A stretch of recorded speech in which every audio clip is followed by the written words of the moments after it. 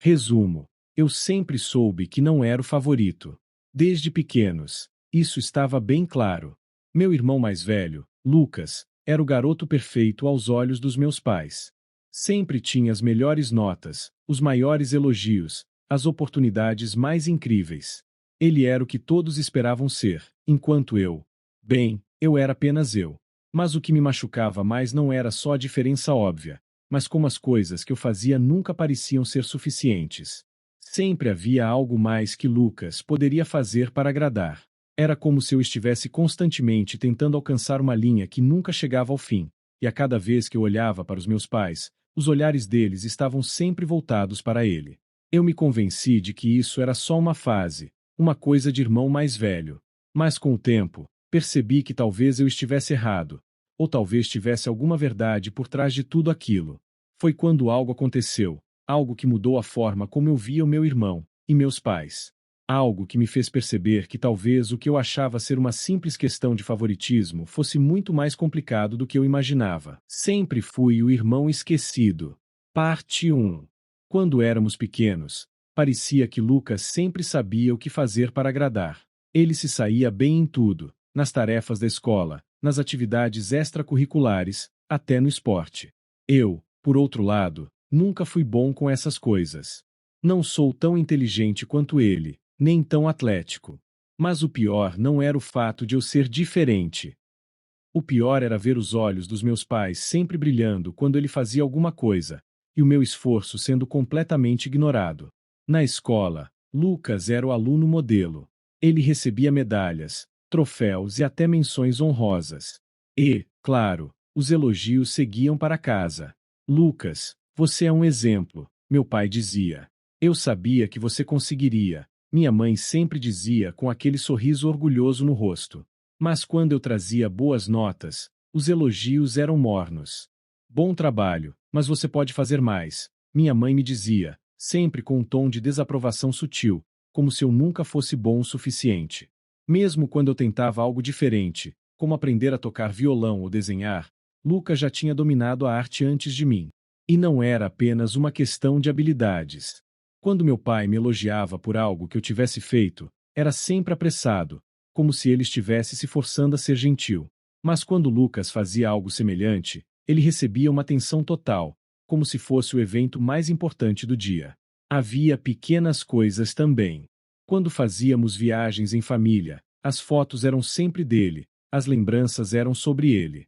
Lembra quando Lucas ganhou aquele prêmio de ciências? Minha mãe perguntava para os amigos da nossa família. Eu era apenas uma sombra, um personagem secundário na história deles. Às vezes, ficava olhando para ele e me perguntando o que ele tinha de tão especial. Talvez fosse algo que eu não podia ver, algo que os outros viam. A verdade é que, com o tempo, comecei a me sentir invisível. Mas eu achava que era uma fase, que algum dia eles iriam perceber. Eles iriam ver que eu tinha algo de bom também. Eu ainda tentava. Claro. Tentava ser o filho que eles queriam. Mas era como se, por mais que eu me esforçasse, a linha entre nós nunca fosse nivelada. Lucas sempre estava à frente, e eu sempre ficava atrás. O que eu não sabia naquela época era que essa diferença, essa sensação de ser o esquecido, acabaria se tornando algo mais profundo e difícil de entender. E a verdadeira razão pela qual isso acontecia estava mais perto de casa do que eu poderia imaginar. Parte 2. A adolescência e a desigualdade crescendo. Quando chegamos à adolescência, as coisas não melhoraram.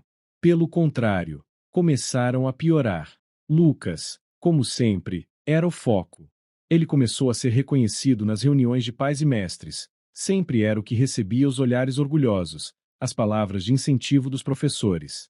Eu ainda estava lá, tentando encontrar meu lugar, mas parecia que minhas conquistas não tinham importância. Eu me lembro claramente de uma reunião de pais no segundo ano do ensino médio. Os professores estavam elogiando Lucas pela sua dedicação nos estudos, pelo seu comportamento exemplar, e como ele sempre ajudava os outros alunos. Meus pais, claro, estavam sorrindo, parecendo radiantes. Quando chegou a minha vez, meu pai quase não me olhou. A professora disse algo sobre meu potencial não aproveitado e como eu precisava melhorar minha postura nas aulas. Meu pai nem ao menos se atreveu a me dar uma palavra de apoio. Ele só disse: "Você sabe o que tem que fazer, não é?" A única coisa que senti foi vergonha. E isso se repetia em todas as reuniões, em todas as conversas. Eu estava lá, tentando ser o filho que eles queriam, mas estava claro que nada que eu fizesse era bom o suficiente. Lucas era o modelo. Lucas estava sempre sendo elogiado, sempre recebendo atenção. Eu, eu estava só existindo. Uma vez, na reunião de pais e mestres do meu irmão, eu fui obrigado a ir junto. Não porque eles pediram, mas porque eles queriam que eu estivesse lá para acompanhar o irmão. Eu me sentei lá, como uma espécie de acessório, ouvindo todos os elogios que Lucas recebia. Meu pai deu tapinhas nas costas de Lucas e disse: "Estamos tão orgulhosos de você." Quando chegou a minha vez, ninguém mencionou nada sobre minhas notas ou meu esforço. Não, a única coisa que meu pai fez foi me repreender na frente de todos por uma pequena distração que eu tinha tido na semana anterior. E ali, eu percebi o quanto eu estava sozinho. Eles só viam Lucas. Eu não existia para eles da mesma forma. Em casa, as coisas não eram muito diferentes. Enquanto Lucas estava no seu quarto estudando, eu estava ali, tentando fazer qualquer coisa que chamasse a atenção deles. Até as pequenas vitórias pareciam despercebidas. Quando eu finalmente fiz algo de errado, aí sim, todos estavam atentos. Uma vez, meu pai me repreendeu por uma bagunça que fizera na garagem. A bronca foi tão forte que parecia que eu tinha cometido um crime. "Você sabe melhor do que isso", ele dizia com a voz irritada. Enquanto isso, Lucas estava do outro lado da casa, jogando videogame, sem a menor preocupação. Meus pais sempre pareciam tão ocupados com Lucas, sempre dispostos a apoiá-lo, a ser gentis com ele. Mas eu era a segunda opção, a lembrança que eles evitavam. Mesmo que tentasse, nunca conseguiria estar no mesmo patamar que ele. Tudo isso começou a pesar mais conforme o tempo passava. Quando estávamos indo para o ensino médio, já não conseguia mais ignorar.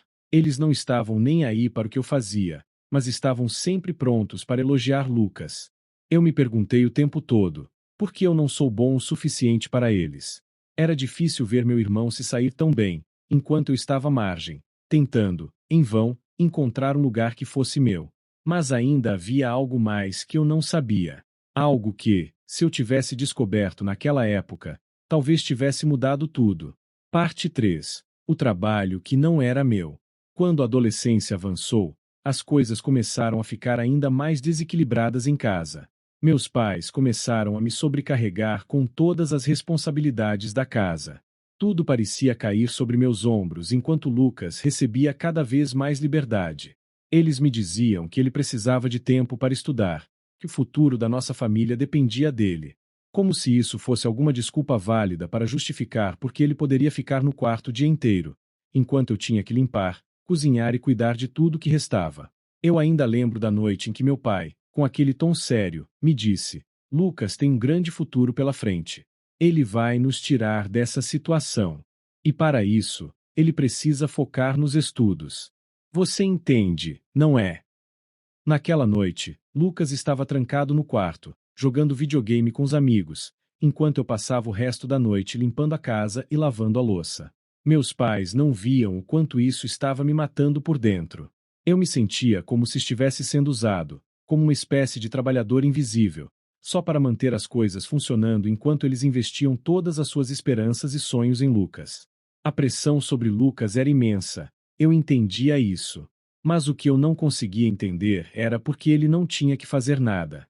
Nunca vi meu irmão lavar um prato, ou mesmo ajudar a colocar a mesa. E quando fazia, era sempre elogiado, como se fosse um grande feito. Eu fazia tudo de forma constante, mas nunca recebia um simples obrigado. Ao invés disso, meu pai sempre dizia: "Você não pode reclamar. Lembre-se de que o futuro da nossa família depende dele." Eu era tratado como um assistente, alguém que estava ali para garantir que as coisas funcionassem para Lucas, mas sem qualquer reconhecimento. Enquanto ele ficava em silêncio no seu quarto estudando, ou fazendo qualquer coisa que não fosse realmente estudando, eu estava lá, cumprindo todas as tarefas que os meus pais não conseguiam ou não queriam fazer. E isso foi piorando à medida que o tempo passava. Eles passaram a delegar ainda mais responsabilidades para mim, dizendo que Lucas não podia ser interrompido. As tarefas que antes eram divididas se tornaram apenas minha. Eu estava carregando o peso de toda a casa nas costas enquanto Lucas recebia uma atenção e cuidados que me pareciam injustos. Toda essa carga só aumentou. Lucas foi ficando cada vez mais distante, cada vez mais elevado ao pedestal. E eu fui ficando cada vez mais cansado, emocionalmente exausto e invisível. Se eu tentasse reclamar, sempre vinha a mesma resposta: o futuro dele é o futuro de todos nós. E você precisa fazer sua parte. Eu queria mais do que apenas ser o irmão esquecido. Eu queria ser reconhecido, queria que meus pais vissem o quanto eu me sacrificava, mas parecia que nada disso importava. E então, houve um momento, uma noite em particular, em que tudo virou. Algo aconteceu, algo que eu nunca poderia ter previsto, e foi o ponto de partida para uma mudança irreversível na nossa dinâmica familiar. Parte 4. A resposta fria. Eu estava exausto. O peso da casa, das responsabilidades, da sensação de ser esquecido, tudo isso se acumulava em mim de uma forma que eu não conseguia mais suportar. Cheguei ao meu limite, e naquela noite, enquanto lavava mais uma pilha de pratos, tudo explodiu. Meu pai entrou na cozinha, como sempre, distraído e impaciente. Ele me deu uma olhada rápida antes de falar, como se esperasse que eu estivesse pronto para mais uma tarefa. Você terminou de lavar os pratos. Lucas tem mais lição para fazer. Preciso que você organize a garagem também, enquanto ele estuda. Eu não aguentei mais. Larguei a esponja com força, e a água espirrou para todo lado. Me virei para ele, meu coração batendo forte no peito. Isso não é justo, eu disse, a raiva e o cansaço tomando conta da minha voz. Eu faço tudo. Eu cuido da casa, lavo a louça, arrumo, e nunca ouço um obrigado. Enquanto isso, Lucas, ele faz o que? Nada. Vocês sempre dizem que o futuro da família depende dele. E eu? Eu sou apenas o que sobra. Eu sou invisível para vocês. Meu pai me olhou, sem expressão, como se ele nem tivesse entendido direito o que eu estava dizendo. Ele apenas franziu a testa e cruzou os braços. Você sabe como as coisas são, ele respondeu, em um tom distante. Lucas tem um futuro brilhante pela frente. Ele vai nos tirar dessa vida, vai garantir que a nossa família tenha uma vida melhor. Você tem que entender isso. Eu não conseguia acreditar no que estava ouvindo. Mas e eu? E tudo o que eu faço? Eu não sou bom o suficiente para vocês? Eu sou só um peso. Meu pai suspirou, como se minha frustração fosse uma distração, algo que ele não queria lidar. Se você não está satisfeito com a sua vida aqui, então vá embora. Não temos espaço para alguém que não é útil. Eu já te disse que o futuro da nossa família depende do Lucas. Se você acha que não vale a pena, você pode procurar um lugar para ficar. Suas palavras caíram como uma bomba. Fiquei paralisado, sentindo o vazio se expandir dentro de mim. Ele não se importava. Não importava o quanto eu me sacrificasse ou o quanto eu tentasse ser o filho ideal, o irmão que ajudava em tudo. Eu não era útil, não era necessário. Lucas era tudo para ele. Se você não está feliz, então vá. Não estou segurando ninguém aqui. Temos o nosso foco, e você não faz parte dele. Ele disse, com um tom tão frio que não parecia ser o mesmo pai que sempre tentei agradar. A raiva que eu sentia foi se transformando em um tipo de desespero. Eu estava completamente sozinho, não importava o que eu fizesse. Meu estômago se revirou. Eu queria gritar, queria falar mais, mas não havia mais palavras que pudessem fazer ele me ouvir. E naquele momento, algo se quebrou dentro de mim. Eu percebi que não importava o quanto eu me esforçasse, o quanto eu tentasse me encaixar. Para ele, eu nunca seria o suficiente. Eu me virei, sem saber exatamente o que fazer. O que mais poderia fazer, além de seguir o que ele queria? Talvez fosse hora de parar de esperar algo que nunca viria. Mas antes de sair da cozinha, olhei para Lucas, que estava ali, de pé na porta, sem dizer uma palavra. Ele apenas me olhou, como se fosse tudo normal, sem saber o peso das palavras que eu tinha acabado de ouvir. Eu saí de casa naquela noite, sem saber exatamente para onde ir. Mas o que eu sabia era que eu não podia mais viver sob aquele teto. Se eu não fosse útil para eles, então talvez fosse melhor encontrar um lugar onde eu pudesse ser alguma coisa. E foi assim que, pela primeira vez, eu realmente decidi me afastar. Parte 5. A casa da avó. Naquela noite, não sabia para onde ir, mas algo dentro de mim me dizia que eu precisava sair de casa. Fui para o meu quarto, que parecia ainda mais vazio agora, e comecei a juntar o pouco que eu tinha. Algumas roupas, meu cobertor, umas poucas coisas pessoais. Nada que fosse muito significativo, mas para mim, eram as únicas coisas que eu ainda possuía. Eu não tinha para onde ir, mas lembrei da casa da minha avó. Ela sempre foi uma pessoa carinhosa, alguém que me entendia, e por mais que fosse longe, me parecia o único lugar onde eu ainda teria algum tipo de acolhimento.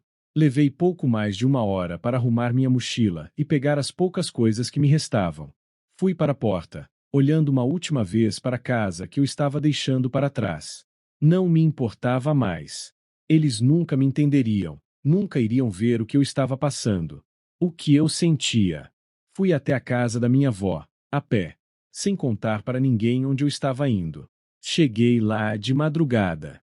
Ela morava em uma casa simples, no fim de uma rua tranquila, cercada por árvores e flores. Quando toquei a campainha, ela demorou um pouco a abrir a porta. Provavelmente já estava dormindo. Quando ela me viu, com a mochila nas costas e os olhos cansados, sua expressão mudou imediatamente. O que está acontecendo, meu neto?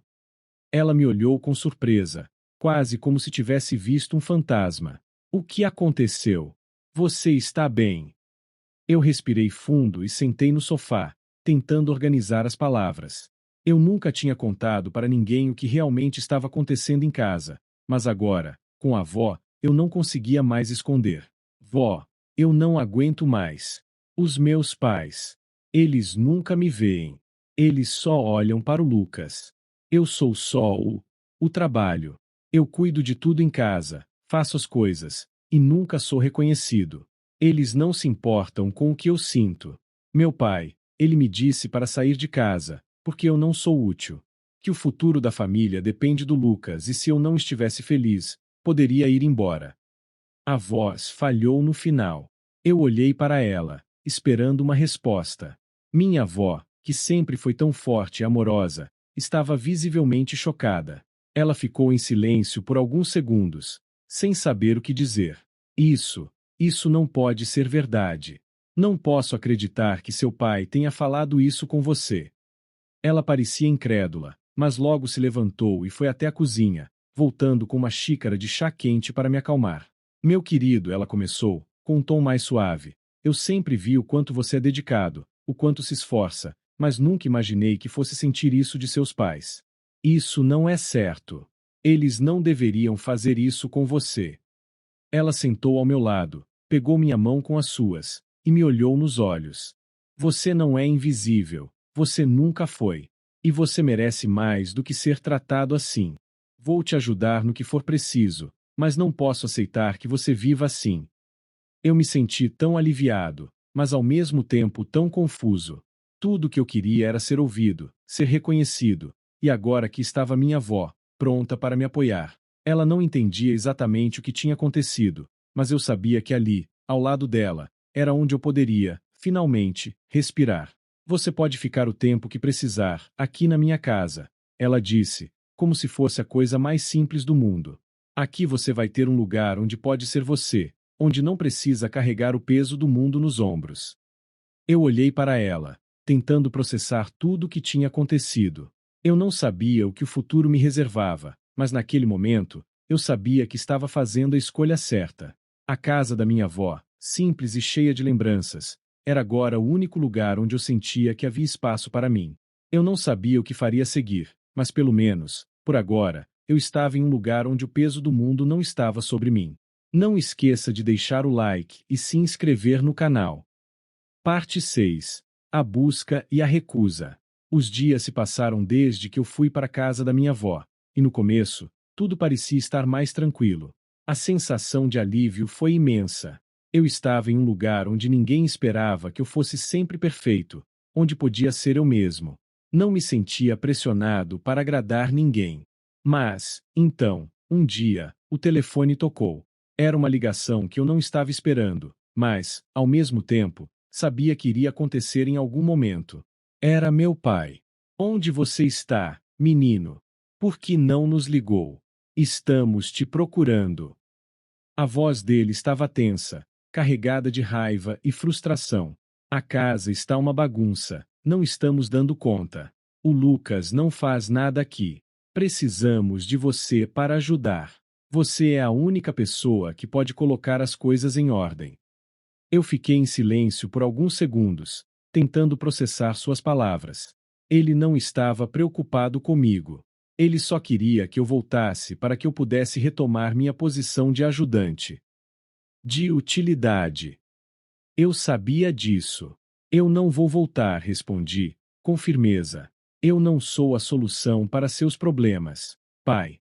Eu não sou apenas alguém para fazer as coisas em casa e ficar invisível para vocês.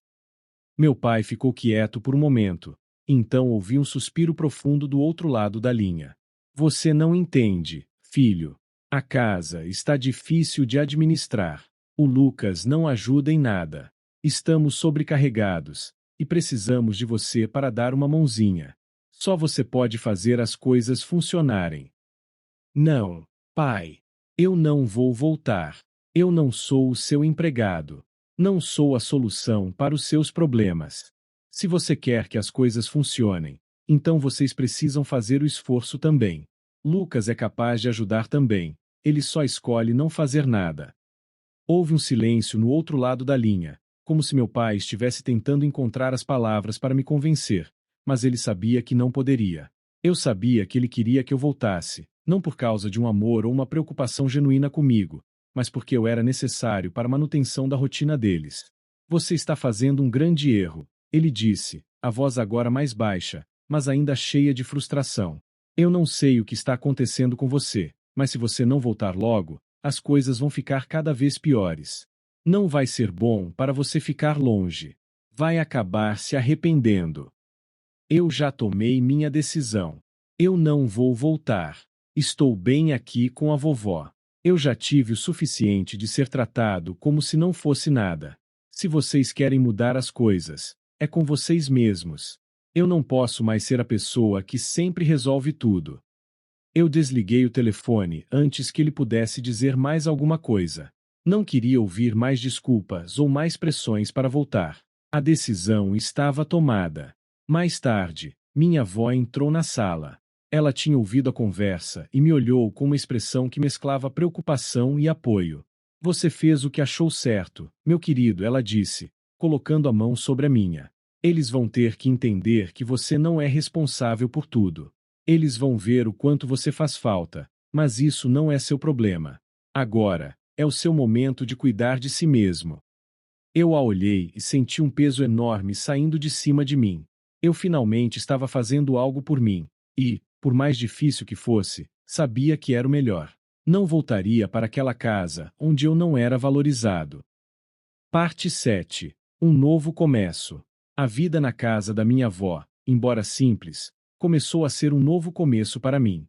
A sensação de alívio não era só por estar longe da minha antiga casa, mas por finalmente ter o espaço e a liberdade para ser quem eu realmente era. Sem a pressão constante de agradar. Sem as expectativas pesando sobre mim. Decidi que era a hora de recomeçar de verdade. Para começar, mudei de escola. Eu sabia que a mudança seria difícil no início, mas também sabia que precisava disso. Não queria mais ficar na sombra de Lucas, nem ser conhecido apenas como o irmão esquecido. Queria novas pessoas ao meu redor, novas experiências. Logo na minha nova escola, fiz amigos. Pessoas que não me viam como um projeto, não me viam como alguém para cuidar, mas como um igual. Comecei a me abrir mais, a me divertir de verdade. Havia algo de revigorante em estar entre pessoas que não me conheciam da velha escola, onde o meu nome era apenas uma lembrança do irmão mais velho e favorito. Aqui, eu poderia ser eu, sem comparações. E foi com essa nova energia que comecei a perceber o que realmente queria fazer da minha vida. Desde pequeno, sempre tive interesse por tecnologia. Cuidar da casa de meus pais me fez entender que eu tinha habilidades práticas. mas também um amor por inovação e resoluções criativas.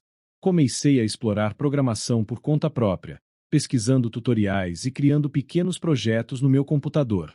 Com o tempo, a ideia foi se tornando mais clara. Eu queria criar algo. Queria fundar minha própria startup de tecnologia. Não foi uma decisão simples. Estava começando do zero, sem muito apoio, mas a motivação era maior do que qualquer medo. Fui atrás de recursos, participei de workshops e meetups de tecnologia, fiz networking com pessoas da área. Com o tempo, formei uma pequena equipe de outros estudantes que compartilhavam meu interesse por inovação. Juntos, começamos a trabalhar em uma ideia que poderia, de alguma forma, mudar a maneira como as pessoas interagem com a tecnologia. O conceito da minha startup era uma plataforma que utilizava inteligência artificial para facilitar a comunicação entre pequenas empresas e seus clientes. Eu sabia que o mercado estava cada vez mais ávido por soluções que tornassem o mundo digital mais acessível, principalmente para negócios menores que não tinham os recursos de grandes corporações. Nos primeiros meses, era difícil. Trabalhamos durante as noites, dividindo tarefas entre os estudos e os projetos da startup. O estresse estava lá, mas a sensação de estar criando algo próprio me dava uma motivação renovada todos os dias. Eu já não pensava mais nas frustrações do passado. Aquele trabalho árduo tinha um propósito. E então, uma grande oportunidade apareceu. Uma incubadora de startups em minha cidade abriu um programa de aceleração para novas empresas de tecnologia, e nós decidimos aplicar. Quando fomos aceitos, foi como um sonho se tornando realidade. Tínhamos recursos, mentores experientes e uma rede de apoio que nunca tive antes. Com isso, nossa ideia começou a ganhar forma de verdade. O que mais me surpreendeu foi perceber que, aos poucos, eu estava começando a ser reconhecido. Não mais como o irmão esquecido, mas como alguém com potencial real. E, finalmente, eu estava fazendo algo que me fazia sentir que eu tinha valor. Algo que poderia mudar minha vida e talvez a vida de outras pessoas. Nos meses seguintes, nossa startup foi crescendo. Começamos a receber investidores interessados, e a cada passo, a confiança em mim mesmo e em nosso trabalho aumentava. Eu estava criando algo do zero, e isso me fez sentir que, talvez, eu não fosse tão invisível assim. Eu estava finalmente deixando minha própria marca no mundo. Parte 8. O rejeitar da oferecida ajuda. Com o passar dos meses, as coisas na casa dos meus pais começaram a tomar um rumo que eles não haviam antecipado. Sempre colocaram todas as suas esperanças em Lucas, acreditando que ele seria o responsável por transformar a vida da família. Mas, aos poucos, as coisas começaram a dar errado. Uma tarde, minha mãe me ligou. Sua voz estava mais nervosa do que o normal. Eu preciso falar com você sobre o Lucas, ela começou, e eu imediatamente percebi que algo estava errado. Recebemos os resultados das provas dele para a faculdade. Ele não passou em quase nenhuma delas, ela disse, com uma certa tensão. E ele não parece se importar. Está jogando videogame o tempo todo, não se dedica ao que importa. Tentamos falar com ele, mas não tem sido fácil. Eu não sabia se me sentia aliviado ou frustrado. Depois de anos sendo filho esquecido, parecia que agora era Lucas quem estava no centro da tempestade. Mas, de alguma forma, eu não sentia que isso mudaria a minha situação. Meu pai então pegou o telefone, em um tom mais calmo, mas ainda assim cheio de preocupação, falou: Nós sabemos que erramos com você. Sempre colocamos todas as nossas expectativas sobre o Lucas, esperando que ele fosse o que nos salvasse. Agora ele não está fazendo nada, e a casa está um caos. Precisamos de você, filho. Precisamos da sua ajuda. Não sabemos mais o que fazer. Eu fiquei em silêncio por um momento. O que eles estavam me dizendo era um pedido de resgate, mas eu não estava disposto a ser o escape deles, como sempre fui.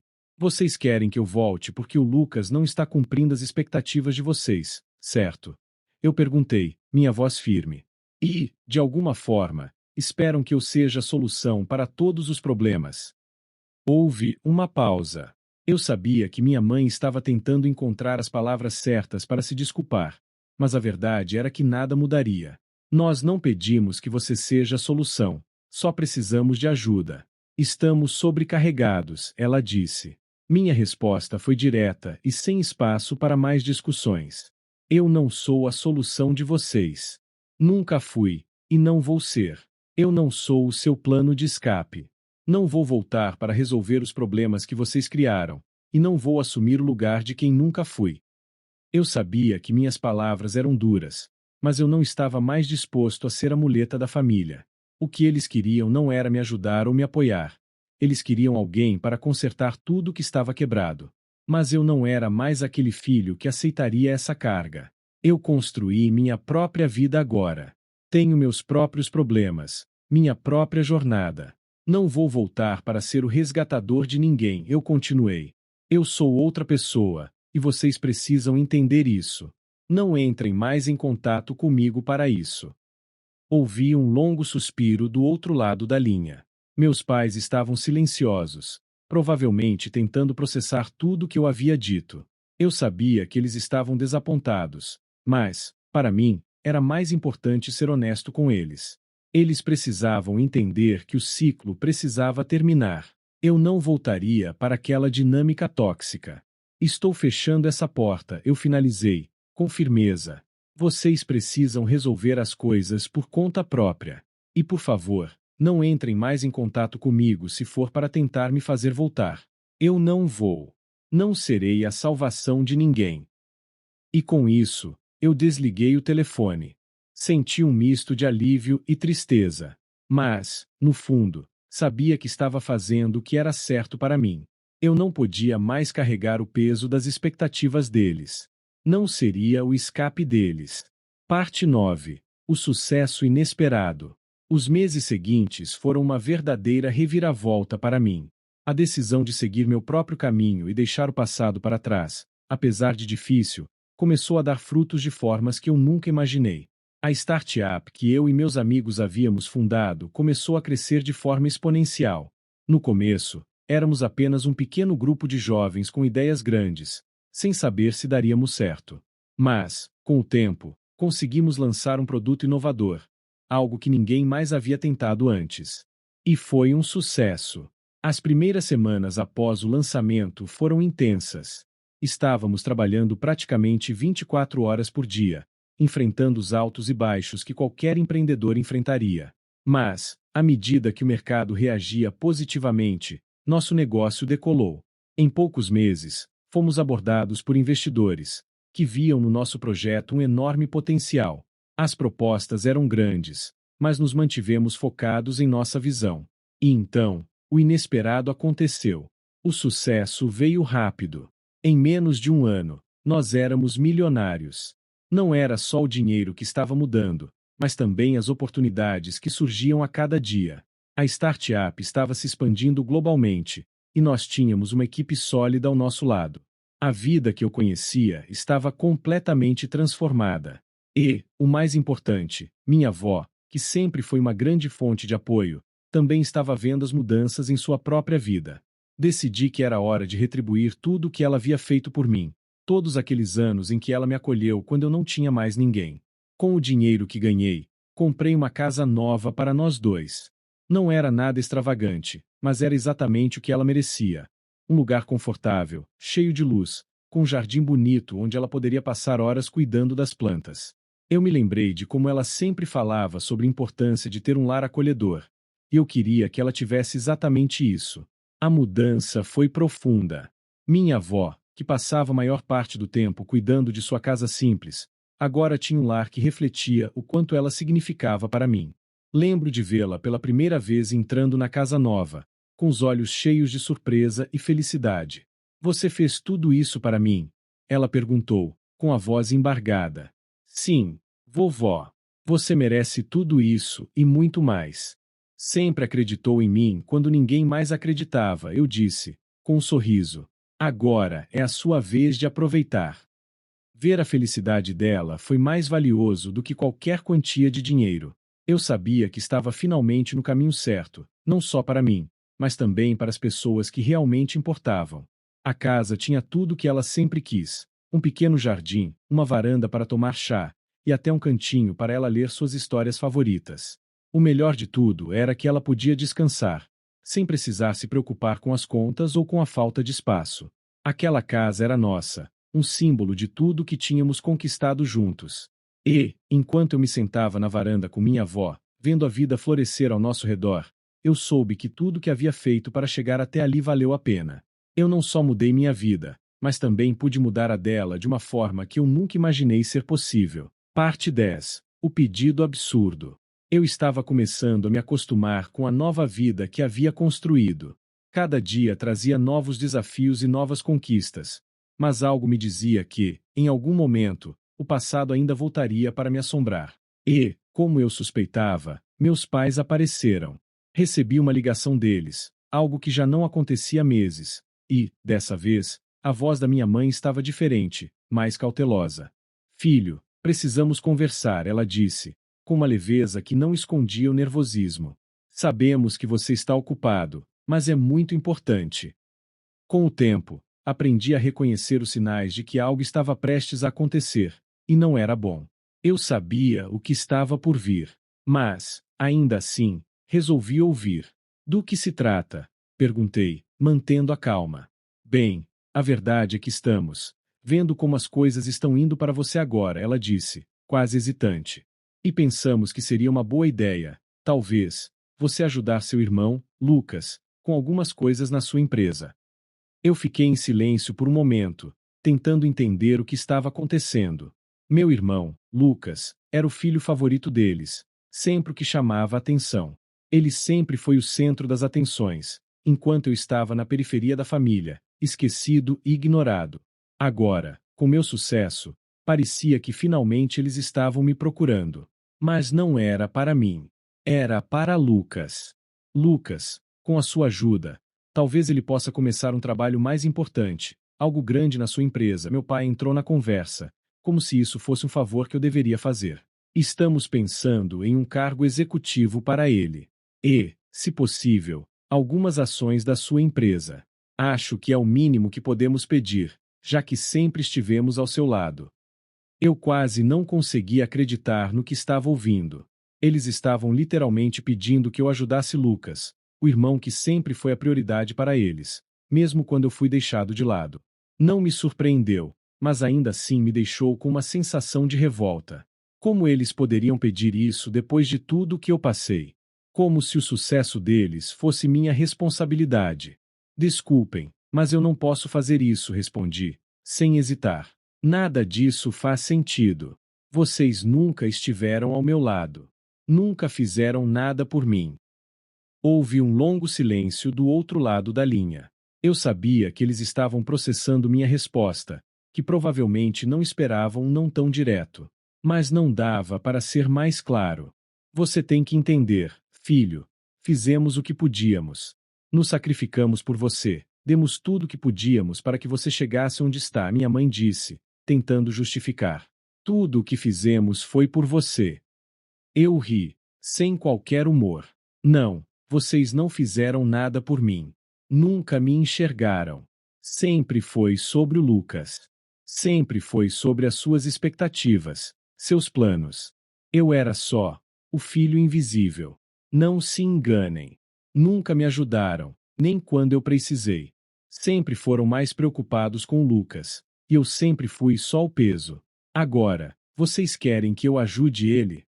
Ele nunca se importou comigo, e vocês estão querendo que eu ajude a conseguir um cargo e ações? Ouvi meu pai falando, agora mais irritado. Você está sendo ingrato, filho. Como pode negar tudo o que fizemos por você? O teto que oferecemos, a educação que te demos, tudo isso, você não vai levar em consideração. Fui firme, sem hesitar. Não me falem sobre o que fizeram por mim. Eu não pedi por nada disso. Eu cresci sendo comparado ao Lucas, sempre achando que o que eu fazia nunca era o suficiente. Nunca me deram apoio. Eu lutei para conquistar tudo o que tenho agora, sem a ajuda de vocês. Então, por favor, parem de agir como se tivessem sido os heróis dessa história. A tensão do outro lado da linha era palpável. Eu podia ouvir a surpresa e a frustração deles. Eles estavam chocados com a minha reação, como se esperassem que eu fosse mais fácil de manipular. Mas eu não estava mais naquela posição. Eu não sou mais o que vocês pensam. Não sou um poço sem fundo para os seus erros e expectativas. A minha vida agora é sobre o que eu conquistei, com os meus próprios esforços. E vocês não têm mais espaço nela, eu disse, encerrando a conversa. Não tentem mais tirar nada de mim. Não tenho mais nada para oferecer a vocês. Com isso, desliguei o telefone. A sensação de alívio foi imensa. Eu não precisava mais lidar com as expectativas deles, com os pedidos descarados. Eles já não faziam parte da minha vida da forma que queriam, e isso me deu a paz que eu tanto procurava. Parte 11. O confronto no jantar de Natal. A temporada de festa chegou, e as coisas pareciam diferentes. Pela primeira vez em anos, eu não estava temeroso pelo Natal. Eu estava ansioso, mas não da mesma forma que antes. Não era mais o filho solitário e esquecido sentado no fundo da mesa, fingindo que estava tudo bem. Agora, eu estava sentado à mesa da minha avó, rodeado por pessoas que realmente se importavam comigo.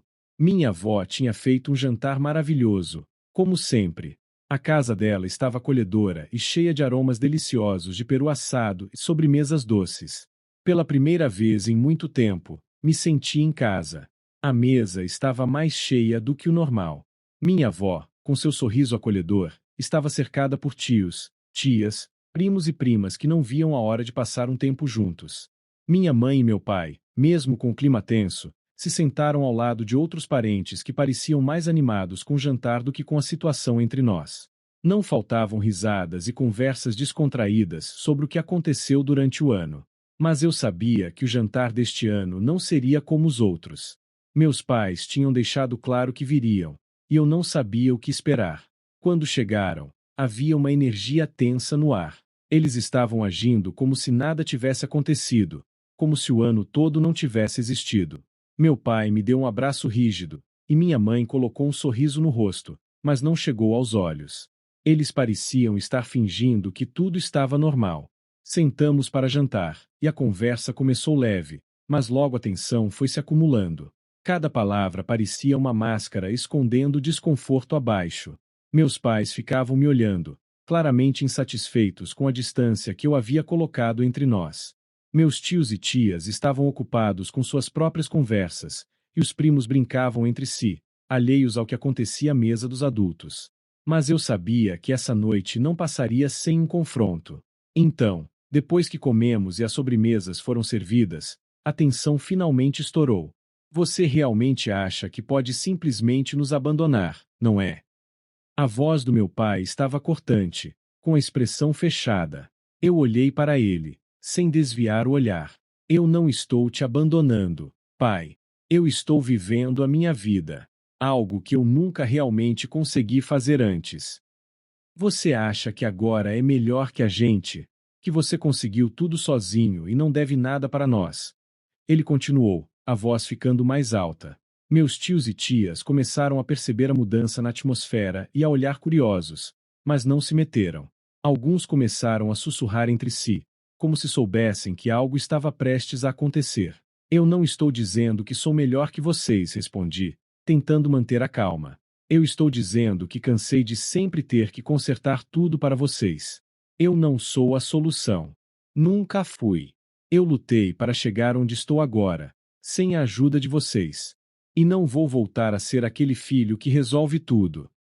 Minha mãe, que estava quieta até então, finalmente falou. Mas você é nosso filho. Não pode simplesmente virar as costas para a gente. Seu pai e eu, nós fizemos tudo por você. E agora você se recusa a ajudar? Você sabe o quanto sacrificamos. Vocês fizeram tudo por mim? Perguntei, levantando uma sobrancelha. Eu não acho que vocês saibam o que significa sacrifício. Eu nunca pedi nada de vocês. O que eu sempre quis foi ser visto. Mas ao invés disso, sempre foi sobre o Lucas. Sempre sobre o que ele precisava, o que ele ia fazer depois. E agora, quando finalmente percebem que estou bem, querem que eu volte e ajude? Não funciona assim. Meus tios olharam entre si, um tanto desconcertados com a situação, mas ninguém ousou intervir. A conversa estava ficando pesada, e alguns primos tentaram disfarçar o desconforto mexendo no celular ou se distraindo com a comida. Meu pai me olhou, com o rosto ficando vermelho de frustração. Então é isso? Você vai deixar o seu irmão falhar? Ele precisa de você. O Lucas não precisa de mim, ele precisa crescer, respondi, firme. E vocês não podem continuar agindo como se eu fosse o único que pode consertar as coisas. Sempre foi tão fácil colocar a culpa em mim por tudo, mas vocês nunca me viram. Eu não estou aqui para preencher um papel que vocês querem que eu jogue. Por um momento, o silêncio tomou conta da sala. Minha avó olhava entre nós, com uma expressão preocupada. Ela nunca nos tinha visto assim antes, e eu podia sentir o peso da tristeza dela. Mas dessa vez, eu não poderia recuar. Você sabe, filho, meu pai começou novamente, a voz mais suave, mas ainda cheia de decepção. Às vezes eu me pergunto onde foi que eu errei. Fizemos tudo o que pudemos, e agora, você não quer nem ajudar. Eu suspirei, esfregando as têmporas. Vocês não erraram, pai. Vocês fizeram as escolhas de vocês. E eu fiz as minhas. Não se trata de certo ou errado mais. Trata-se de perceber que eu tenho que viver para mim agora. Não posso continuar vivendo à sombra das suas expectativas. A conversa ficou suspensa no ar como uma névoa espessa, e o resto do jantar foi um borrão.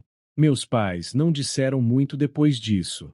Comeram em silêncio, claramente processando tudo o que foi dito. Ao final da noite, eu percebi que eles estavam desapontados, mas não surpresos. Era o mesmo padrão de sempre, só que agora, eu não estava mais seguindo ele. Quando eles foram embora, meu pai me olhou pela última vez. Não espere que voltemos aqui, ele disse baixinho. Fizemos o nosso melhor. Agora você está por conta própria. E foi isso. Eles partiram sem dizer mais nada, e eu fiquei na porta da casa da minha avó, observando-os indo embora. Eu não me senti aliviado, mas me senti livre. Pela primeira vez em muito tempo, eu soube que havia feito a escolha certa para mim. E, de um jeito estranho, isso foi o suficiente. Parte 12. A queda de Lucas e a oportunidade. Enquanto eu via minha vida se transformando em algo grandioso, com meu negócio prosperando de forma surpreendente, Lucas parecia estar cada vez mais perdido. Eu sempre soubera que ele tinha um grande potencial, mas nunca imaginara que ele se afastaria tanto de qualquer ambição real. Ele via todos os seus amigos, colegas de escola, e até mesmo pessoas que ele zombava quando éramos mais jovens, conquistando coisas incríveis.